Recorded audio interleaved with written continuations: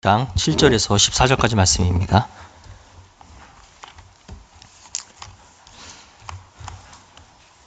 창세기 22장 7절에서 14절까지 말씀입니다.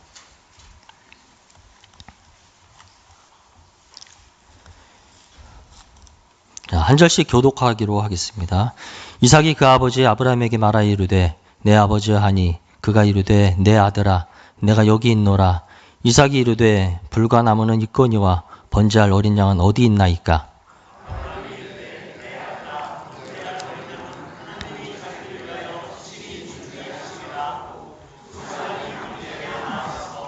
하나님이 그에게 일러 주신 곳에 이른지라. 이에 아브라함이 그곳에 제단을 쌓고 나무를 버려놓고 그의 아들이 이삭을 결박하여 제단 나무 위에 놓고 여호와의 사자가 하늘에서부터 그를 불러 이르시되 아브라함아 아브라함아 하시는지라. 아브라함이 이르되 내가 여기 있나이다 하매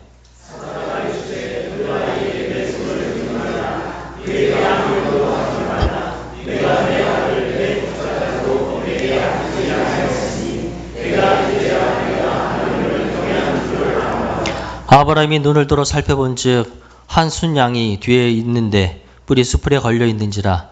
아브라함이 가서 그 순양을 가져다가 아들을 대신하여 번제로 드렸더라. 아브라함이 그 땅 이름을 여호와 이레라 하였으므로 오늘날까지 사람들이 이르기를 여호와의 산에서 준비되리라 하더라. 아멘. 우리 남성교회 헌신예배에 오신 우리 성도님들 주님의 이름으로 축복하고 환영합니다.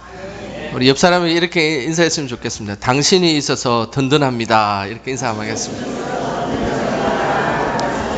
우리 남성교회 임원들이 특송하는 모습 보니까 너무 든든하지 않습니까? 그냥 서 있는 것 자체도 은혜였습니다. 예. 그리고 반주도 너무 아름답게 해주셔가지고 감사를 드립니다. 이 오후 예배 때 힘들고 어렵지만 또 힘을 내셔가지고 이 믿음의 자리에서 오늘도 큰 은혜 받으시기를 주님의 이름으로 소망합니다. 이 시간 기한 목사님을 저희 교회에 모셨습니다. 용천노회의 전직 노회장이시고 또 우리 면목동에서 목회를 하시다가 또 크게 부흥을 하셔가지고 별내에서 하예성교회, 제가 좀 이름이 특이해서 한번 홈페이지 들어가 봤습니다. 보니까 하나님, 예수님, 성령님, 그래서 하예성교회에서 기하게 담임하고 계신 장균원 목사님께서 오셨습니다. 이 시간 바쁘고 또 그 시간 없는 시간이었지만 그러나 우리 교회에 또 흔쾌히 헌신 예배 오신다라고 해주셔가지고 너무 감사했습니다. 우리 감사하는 마음으로 우리 목사님 박수로 환영하도록 하겠습니다.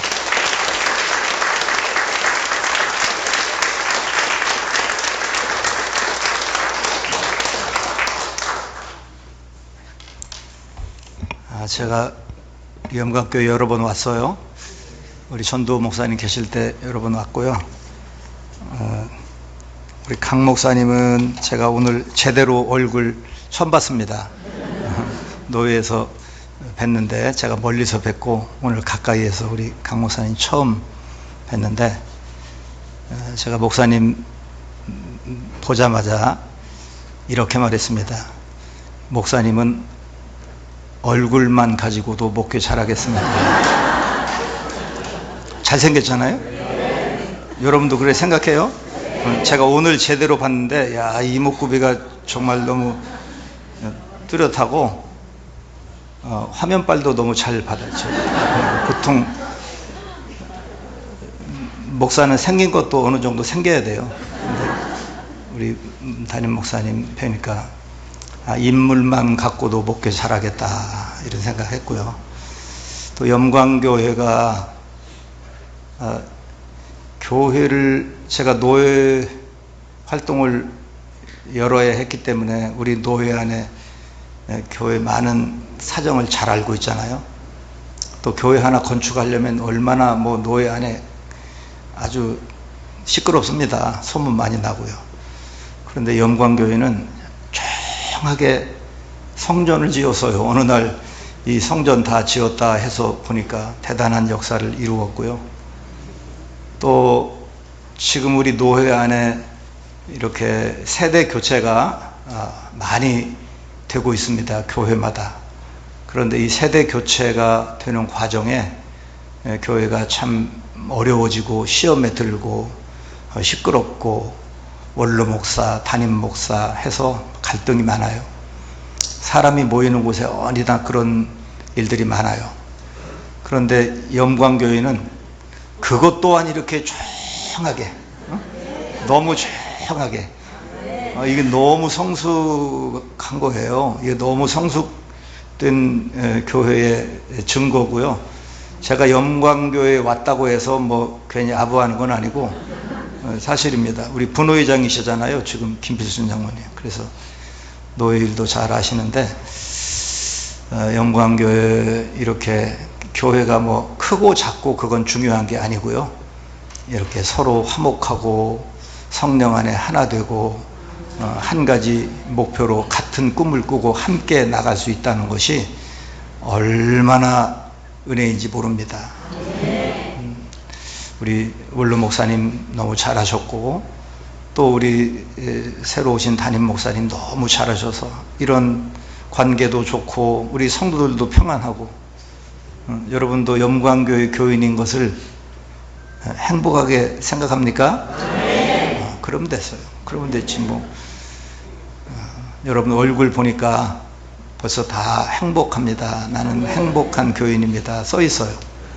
얼굴이라는 게 사람의 얼이 나오는 굴이에요. 그래서 딱 얼굴 보면 관상쟁이가 아니라도 다 알 수 있는데 제가 보니까 아주 너무 밝고 벌써 얼굴에 은혜가 있고 이런 교회가 우리 노회 안에 함께 노회를 세우고 또 지역을 세우게 되어서 너무 감사합니다.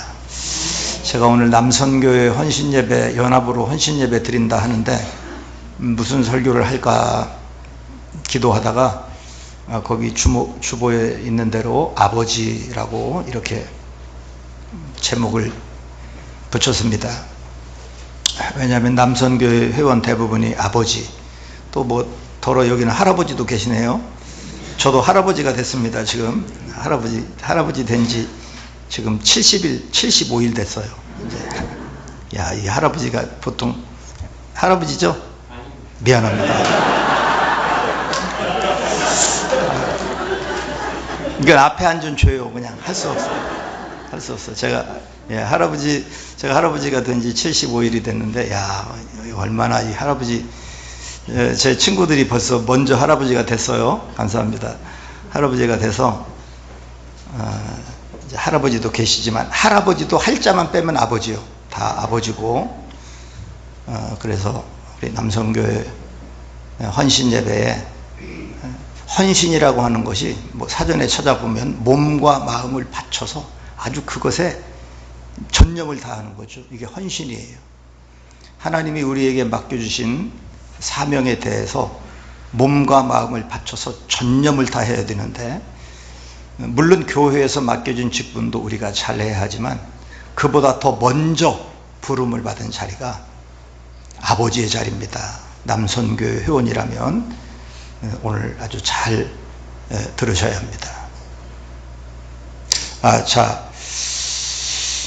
이 오늘 읽은 말씀은 우리 유치원생도 너무 잘 아는 이야기죠.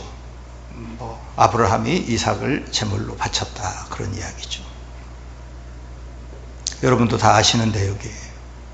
어느 날 하나님이 100세에 낳은 아들을 제물로 바쳐라, 번제로 바쳐라, 번트 어퍼링, 불에 태워서 드리는 제사를 번제라고 하죠.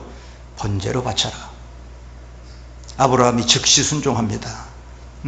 차라리 자기를 죽여 바치라고 하면 더 쉬운 일이죠. 눈에 넣어도 아프지 않을 100세에 낳은 아들을 데리고 사흘길을 걸어가요. 종들 거기 있어라 하고 힘이 좋은 이삭이 장작을 치고 힘이 없는 할아버지 아브라함이 불과 칼을 들고 산을 올라가요. 아마 아브라함이 뭐 아들하고 무슨 이야기를 하겠습니까? 이 마당에. 아브라함이라는 영화를 보면요, 아버지와 아들이 아무 말 없이 산을 올라갑니다. 한 중간쯤 갔을 때 이삭이 입을 열어요. 아버지, 번제에 쓸 나무도 있고 불도 있고 칼도 있는데 재물이 어디 있습니까?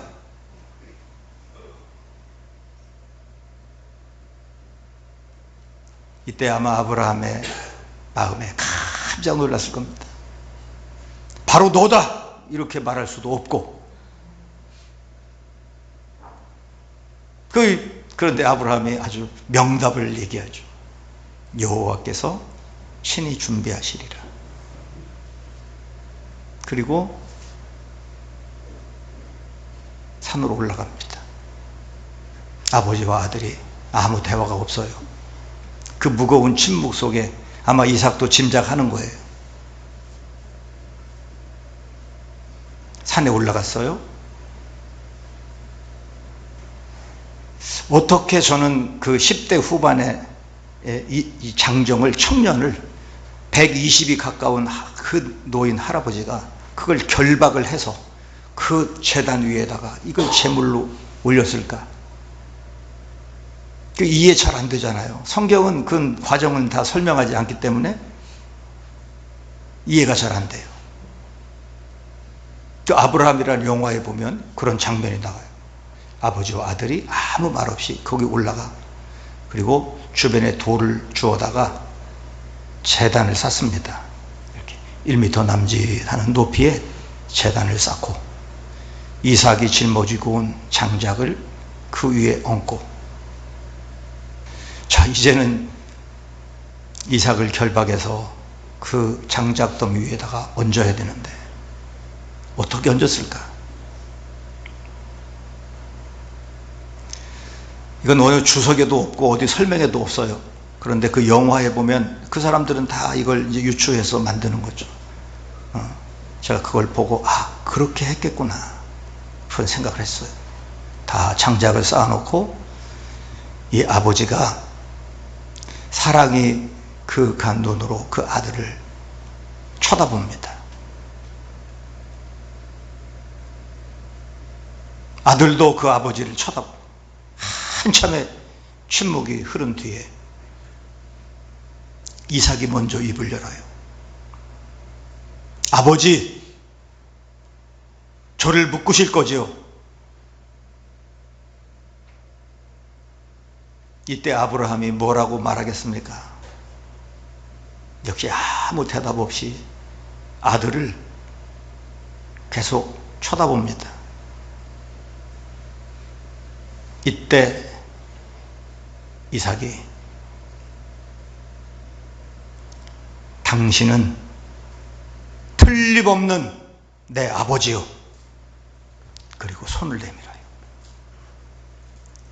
당신은 틀림없는 내 아버지니, 당신보다 나를 더 사랑하는 내 아버지니, 나를 묶든 칼로 찌르든 불에 태우든 나는 순종하겠습니다. 당신은 틀림없는 내 아버지요. 그리고 손을 내밀어요. 야, 영화인데요. 눈물이 주르륵 흘러요.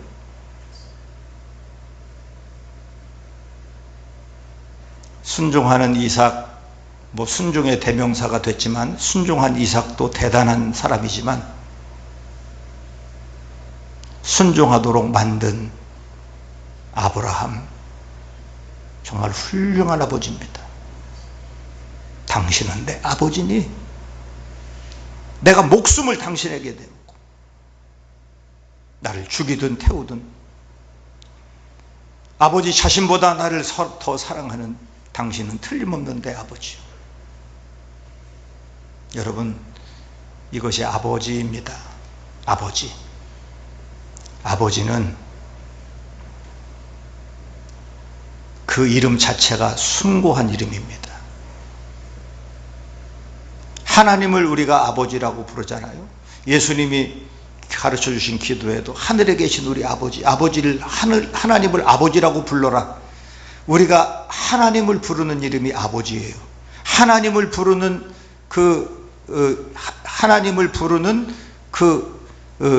이름이 직함이 아버지요, 아버지. 하나님을 부르는 이름을 사람에게 부르라고 붙여준 것이 아버지요.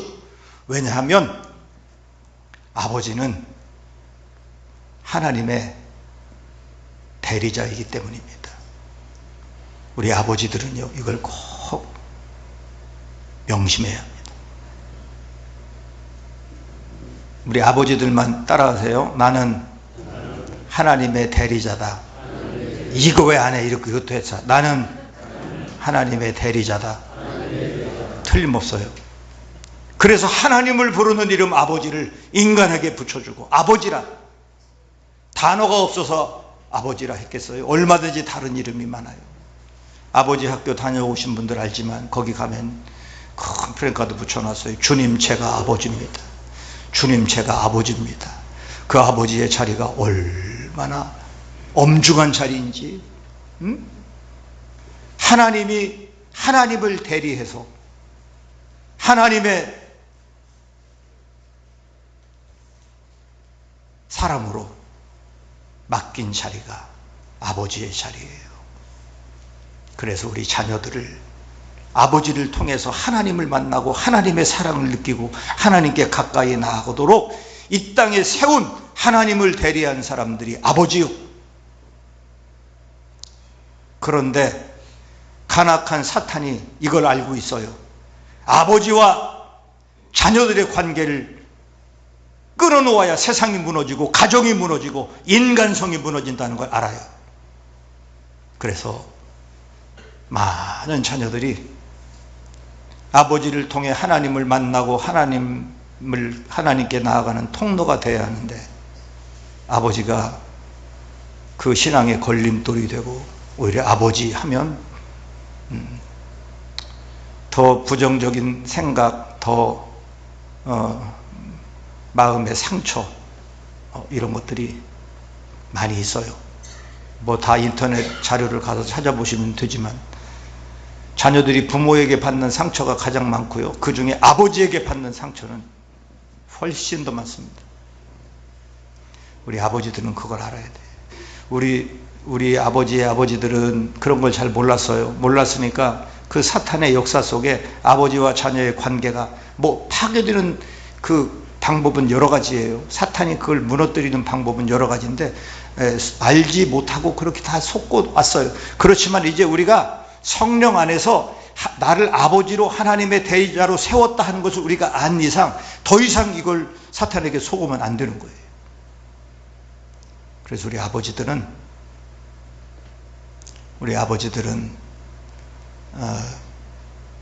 기회만 되면 앞으로도 좋은 아버지 결심을 해야 되지만, 지난날에 내가 아버지로 제대로 아버지 역할, 하나님의 대리자 역할을 못한 것에 대해서 우리 자녀들에게 용서를 구하고 사과해야 합니다.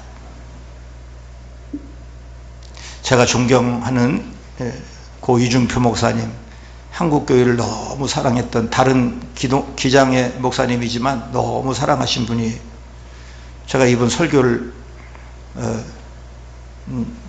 들었는데, 그 목회자 세미나 때 갔는데 이분이 설교하시면서 그래요. 하루는 자기 이제 그 결혼해서 이미 장성한 아들이에요. 아버지로서 철이 늦게 들었다는 거예요.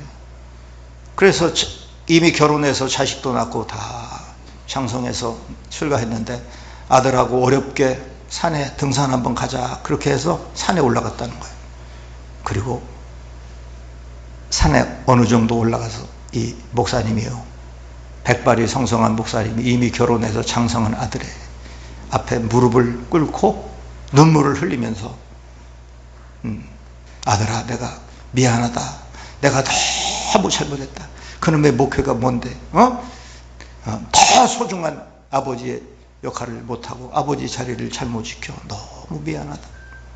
눈물을 흘리면서 아들을 붙잡고 회개하고, 아들도 아버지 괜찮아요. 다 지난 일이에요. 그러면서 그 산에서 아버지와 아들이 부둥켜 안고 통곡을 했다, 그런 이야기를 들었습니다. 아버지에게 상처받은 아들, 그 관계로 끝나는 게 아니고 그 자녀들이 하나님께 나아가는 길을 막는 걸림돌이 되는 더 무서운 일이에요. 우리 교단 총회장도 하신 한소만교회 유영무 목사님한테 제가 직접 들은 얘기예요. 이분이 젊었을 때 설교 준비하는데 애가 와서 자꾸 놀아달라 하더랍니다. 어린애가, 아들이. 그래서 아빠 지금 설교 준비하니까 이거 준비 다 끝나면 놀아줄게. 밖에서 조금만 기다려. 그런데 한 5분도 안 돼서 또 와가지고 아빠 심심해 놀아줘. 그러더래. 아 내가 설교 마치면 놀아주라 했지. 당장 나가. 그러니까 얘가 7살짜리가 문을 꽝 닫고 나가면서 하는 말이 설교도 되게 못하는 게 그분이 큰 교회 다니면은 아주 설교 대가입니다. 그런데 아버지에게 상처받은 아들은 설교도 되게 못하는 게 소용없어요. 얼마나 중요한지.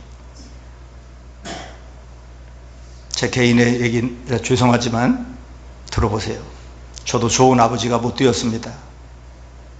작은 교회 부임해서 진짜 어려운 교회, 교인도 없고 사택도 없고 비세는 상가 3층에 처음 갔는데 이거 뭐 교회 정말 열심히 했습니다. 열심히 했습니다. 교회 목회 열심히 했어.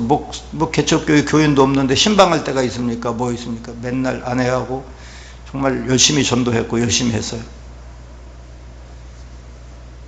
그러는 과정에 저는 그 아버지로서 제가 아버지 역할을 잘 못했습니다. 그건 다 제가 여기서 말할 수 없고요. 그러다 보니까 아들이 사춘기를 힘들게 났어요. 힘들게 났어요. 교회는 부흥하는데 뭐 제가 부임한 이래로 우리 교회가 뭐 막 폭발적인 성장은 아니라도 계속 교회가 부흥했어요. 조그만 상가에서 뭐 면목동에 조그맣게 땅 사고 옆에 또 집 나오면 사고 해가지고 한 430평 여기 면목동에다 땅을 넓혔어요. 지금은 저 별내로 갔어요. 교회 땅 2,500평 크게 샀어요. 교회는 계속 부흥하고 뭐 교회 재정은 해마다 늘어나고 모든 게 다 잘 되는데 아들이 힘들어 하니까요. 우리 목사님 자녀 있죠? 목사님 잘 들으세요. 교인이 10,000명이면 무슨 소용이 있어. 교회가 아무리 커지면 무슨 소용이 있어. 아들이 저렇게 힘들고 사춘기에 방황하고 힘들어 하는데 제가 목회하면서 제일 큰 위기가 그때였습니다. 교회는 부흥하는데 아무 문제 없는데 누가 우리 교회 분위기 우리 김비술 장로님은 뭐 아시는지 조금 아시겠지만 재직회 하는데 누가 손들고 회장 목사님 그래 본 적이 없어요. 당회하는데 우리는 5분 이상 안 걸려. 그냥 뭐든지 다 잘 되는데 아들이 그러니까 목회고 보고 이제 여기서 내가 목회를 접어야 되겠구나 이런 생각을 했어요. 정말 심각하게. 그리고 어디 저 시골에 가서 감자 심고 살까 아니면 저 어디 외국에 시골에 가서 아주 작은 동네 그렇게 선교하면서 아들하고 살까 이런 고민을 했어요. 아버지로 제가 먼저 받은 사명인데 그보다 더 중요한 거 없어요. 목사는 내가 아니라도 얼마든지 할 수 있어. 우리 교회 담임 목사 청빙 공고를 하면 수백 명 올 겁니다. 이력서. 저보다 얼마든지 똑똑하고 잘할 사람 많아요. 세상에 다른 모든 건 대신할 사람 다 있어. 여기 무슨 회사 사장님 그 사장님 아니라도 얼마든지 하고요. 무슨 과장 그거 아니라도 얼마든지 해. 아버지는 나밖에 없단 말이지. 세상에 내가 안 하면 그거 못한단 말이지. 그래서 저는 목사가 교회를 전념하고 참 애들 큰보다 저절로 되는 줄 알았어. 그게 아니더라고. 저는 젊은 목사들 보면 목사 임직받거나 이런 사람들 얘기할 기회가 있으면 제가 그 얘기 꼭 해요. 먼저 받은 사명이 남편이다. 먼저 받은 사명이 아버지다. 이거 잘해야 된다. 이거 잘해야 된다. 그래서 제가 오늘 아버지 얘기하는 거예요. 그래서 이걸 어떡하나. 한 번은 우리 노예 아이들 한 90명 인솔하고 필리핀을 갔습니다. 이 필리핀 3주 동안 우리 노예에서 한 5년 프로그램 했어요. 제가 계속 거기 다녔어요. 제가 이제 교육부 마치고 나서 그 프로그램이 없어졌어. 왜냐하면 거기서 3주 동안 같이 머물면서 아이들하고 같이 하기가 쉽지 않거든요. 근데 그때 갔던 해에는 제 아들이 많이 이제 힘들 때야. 힘들 때. 고등학교 졸업하고 대학교 입학할 이때쯤. 근데 가는데 이러는 거예요. 우리 아들이 집에서 떠나기 전에 아빠, 필리핀 가서 돌아올 때까지는 모르는 사람으로 해요. 이러는 거예요. 야, 참 모르는 사람으로 하자는 거야. 나를 모르는 사람으로. 세부에서 마닐라에서 세부까지 25시간 페리를 타고 그 90명이 다 이동을 하는 거예요. 페리를 타고 가는데 25시간 큰 배. 이제 그걸 크루즈 이제 유럽에서 크루즈 했다가 퇴역한 배들, 큰 배들이 이제 필리핀 이런 데서 여객선으로 이렇게 왔다 갔다 하는데 얘가 25시간을 가요. 마닐라에서 세부까지 25시간 밤낮을 세우면서 배가 가는데 얘가 저쪽에서 오다가 나를 딱 보잖아. 보면 어디로 딱 들어가. 숨어. 없어. 그래서 제가 그때 참 내가 더 이상 아버지가 아니구나 그런 생각을 했어요. 이걸 어떡하나. 그리고 제가 그 배 25시간 가는 동안에 편지를 썼어요. 아주 깨알 같은 편지. 어떻게 그렇게 성령님이 제 마음에 참회의 영을 주시니까 하고 싶은 말이 많고 아들에게 미안하다 내가 고백할 말이 너무 많은 거예요. 제가 구체적으로 하나하나를 다 눈물을 뚝뚝 흘리면서 쓰고 마지막 내가 이제 정말 좋은 아빠가 되고 싶은데 네가 이미 커서 내 품을 떠나. 너무 내가 안타깝다. 그게 세부에 도착했어요. 거기 이제 도착하자마자 도착 예배를 드리는데 유만한 공간 안에 90명 그리고 목양의 교회에서 선교 온 팀이 한 20-30명 거기 같이 모였어요. 도착하자마자 제가 편지를 읽었어요. 예배 마치고 편지를 읽었어요. 성령님이 제 마음에 그 마음을 주셔서 읽었어요. 저는 그 사람의 몸에서 눈물이 그렇게 많이 나올 수 있다는 걸 그때 알았어요. 얼마나 눈물이 많이 나는지. 진짜 편지를 읽는데 제가 통곡을 하면서 편지를 계속 못 읽는 거 너무 눈물이 나서 그래도 제가 울면서 그 편지를 읽었어요. 그때 거기 앉아있는 모든 아이들이 정말 눈물 바다가 되고 거기 참여한 그 함께 간 목사님들 또 목양의 교인들 아주 눈물 바다가 됐습니다. 학생들은 아버지의 마음이 부모의 마음이 저런 마음이구나 그래서 울고 부모님들은 저하고 다 똑같은 마음이니까 울고 통곡하면서 울었어요. 모두가 그때 다 성령이 역사하는 거예요. 정말 깜짝 놀라게 하나님 역사하는데 그 눈물 바다가 됐어요. 우리 아들이 그때부터 회복이 돼요. 모든 것이 회복이 되고 그래서 미국에 가서 공부도 하고 결혼도 하고 지금은 좋은 관계 속에 살고 있어요. 저는 이 과정을 겪으면서 아버지의 역할이 얼마나 중요한가, 얼마나 중요한가. 유대인들은요 아부달이라는 게 있습니다. 아부달. 아부라고 하는 말은 아버지라는 말이거든요. 아버지의 달이 있어요. 유대력으로 5월은 아브달입니다. 아브월. 아부월. 우리나라 그레고리력으로는 한 8월쯤에 해당되는 달인데, 이 유대인들에게 아부달, 아버지의 달이 얼마나 중요한 달인지요.